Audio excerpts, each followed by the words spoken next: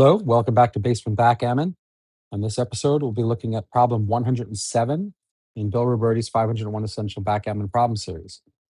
In this problem, Black is to play a 4-1. You'll notice that Black is very developed with a 5 prime from 5, 6, 7, 8, 9. Black also has the 5 point in White's home board. White has a developed home board as well, but missing the essential 5 prime. Black has a stripped midpoint and a checker on the midpoint. What is Black going to do with a 4-1? Think about what your aim and what your objective is, and then that should guide your decision. I would like you to take 10 seconds to decide. Hit the pause button if you need more time.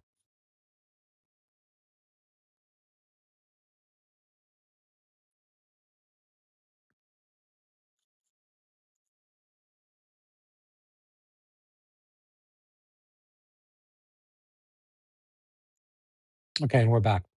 So Robertie's play is 13-9 and slot 5-4, which I think is a great play. I actually got this one. And maybe one of these days I should change this format so I should guess on camera. But why embarrass myself? I'm here to learn just like you guys are.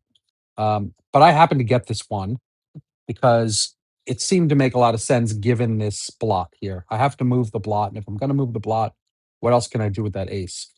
But let's hear what Robertie has to say about the play. When your opponent has a weak home board, look for opportunities to improve your position at little risk.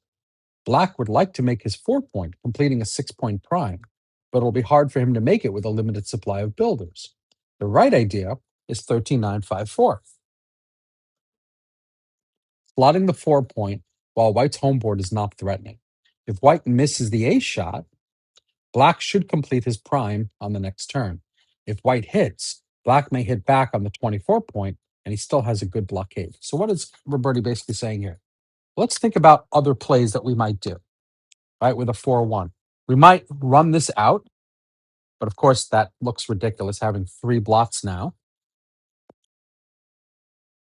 We could do a safety of 13-8, right? Giving us 3 chances, 3 builders to make this.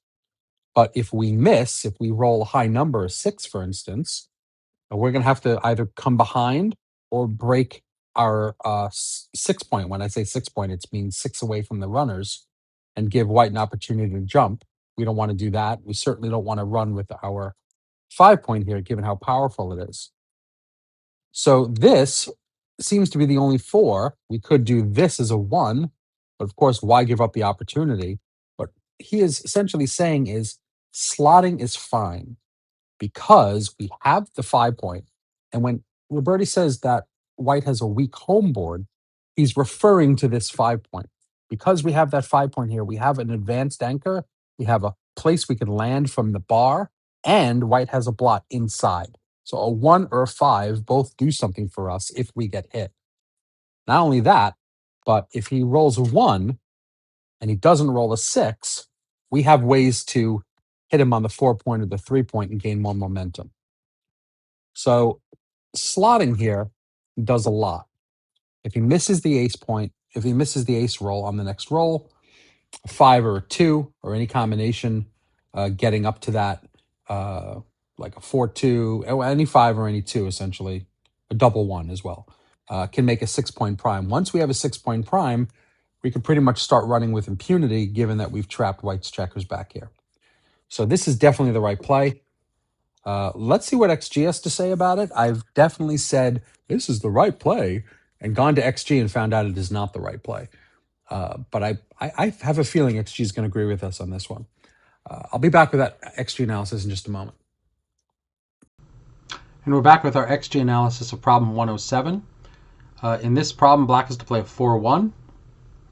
Black's move, according to Robertie, should be 13-9 and slot 5-4. Let's see what XG has to say. And XG disagrees. And XG disagrees, in fact, by a fair amount. 13-9-5-4, this play is what Robertie suggested, is actually 7.2% equity loss, and it's the third best option. The computer prefers 13-8, giving 3 builders to make the 4 point, the 6 prime, and is emphasizing safety over the risk of leaving a blot out on 4. I think Robertie's play is pretty reasonable. I mean, he made a pretty good argument for it, but the computer doesn't bear it out. And this is one of the interesting things about this series, is that we're going to see what Robertie, who wrote this before XG, is comparing to XG. XG has a different way of thinking about it, supposedly more scientific, and it doesn't always agree with Robertie. So this is one of those situations. If you like this video series, please like the video, please subscribe to the channel, hit the notification bell if you want to be notified of future videos as soon as I upload them. I'll be uploading 1 a day to the end of the series. This is 107. I'll be back tomorrow with 108. Thanks for now.